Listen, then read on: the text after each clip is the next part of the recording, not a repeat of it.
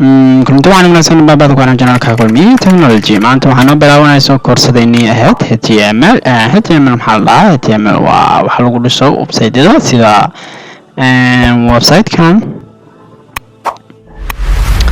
website-kan oo bariyahan oo dhan aan soo dhisaynay balse haddii aad rabto inaad website noocan oo kale inaad dhisto haddii aad rabto waxaad u baahan tahay inaad barato luqadda HTML marka waan isla arkaynaa sida aan u dhisi karno website noocaas oo kale ama kale ka qurux badan si aan HTML u qorno horta marka ugu horeyso waxaan u baahanahay waxa la dhahaa editor by default amba sida caadada computerka waxa ku soo dego waxa la dhahaa notepad kuwa kale loogu talagalo advanced waa jira balse marka ugu horeyso waxaan ku bilaabayaa notepad-ka waxaan furanaysaa notepad okay markaan notepad furata waxa leedahay save marka save aad tiraahdo kadib okay waxaan leenahay save filekan magaciisa ayaa sheegayna iyo locationka waxaan iska dooranayaa desktop-ka oo shaashadan magaca uu bixinayo waxaan ka dhigayaa below dot leedahay dot waa muhiim HTML extensionkaas waa muhiim dot HTML kadib waxaad ku dhufanaysaa qaybtan textiga waxaad dooranaysaa all files kadib computerka asiga ayaan u raadinaa kadib waxaa leedahay save si aad ujeediin hadda waxaa dhahnay save marka gudihiisa ayaa macnana waxaa leeyahay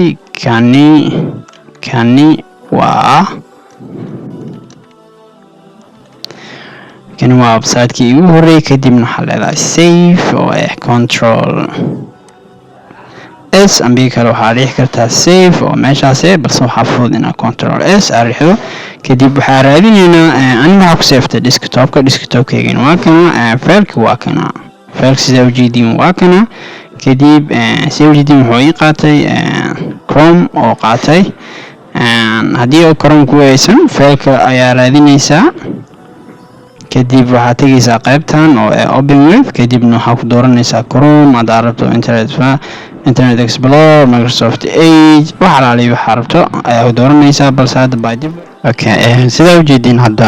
waxaan awoodda u yeelanay inaan website aan wax kusoo bandhigi karno balse HTML wuxuu leeyahay heer oo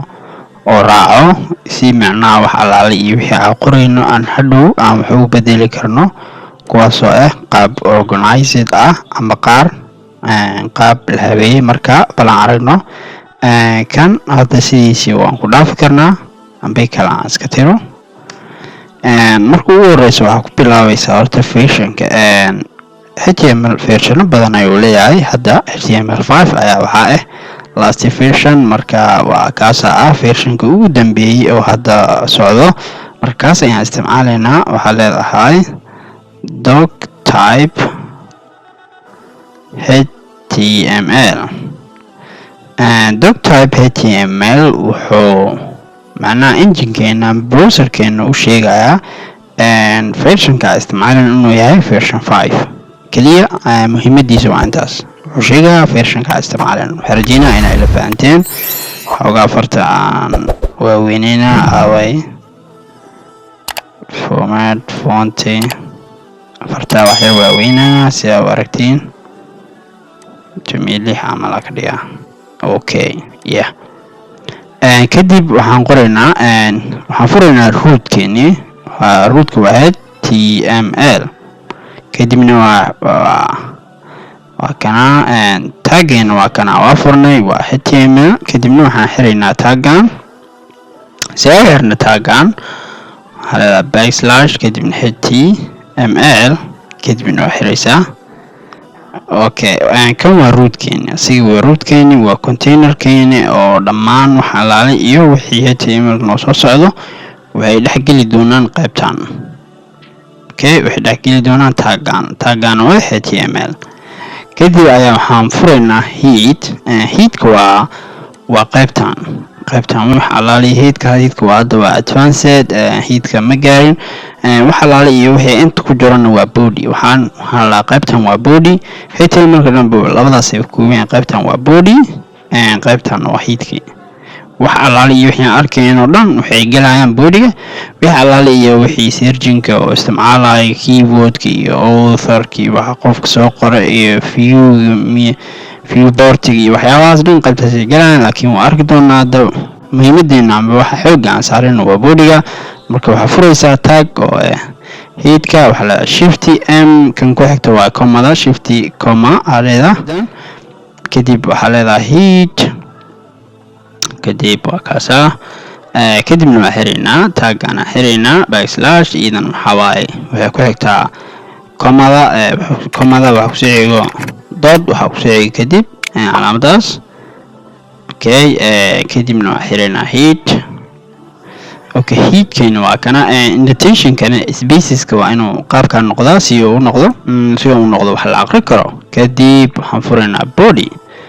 tag furaynaa bodyga open tag waa kana closing tagiisana waa kana body. okay open bodyga inta ka furnay intaan ka xirnay. okay inta waxaan gelinayaa tag oo kaas oo title kaas oo loogu talagalay title kadibna waa xiraynaa. waxaa leeyahay kani waa title kan waa title kadibna title waa xiraynaa title tagga qaabkaas waa u sameyn kartaa. haddii aad rabto qaabkan waa ka dhigi kartaa. haddii aad rabtana hal sadar inaad inta ka furto inta ku xirtana waa sameyn kartaa. bal hadda haddii aan save aan dhahno aan save dhaho horta marka ugu horeyso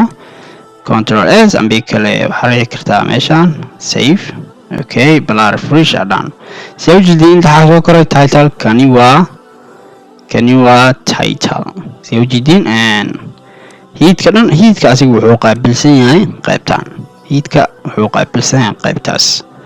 hadda halkan tag aan qornay title waa website-keena ama page-ka aad joogno title-kiisa kan waa title aska dhanay. bodigana wuxuu qaabilsan yahay qaybtan wax alaale iyo wixii aan shaashada ku arkeen oo kale sida ayaan hore website-ka aan sameeynay oo ii socday. okay bodiga ayaa maxaa rabaa hadda inaan wax ku qoro website sub hala save. okay soo jeedin bodiga waa kaasa waa wax alaale iyo wixii qaybtan soo galayo. okay video intaas inuu geeyahay muuqaalka like saar channelkana subscribe saar mahadsanid.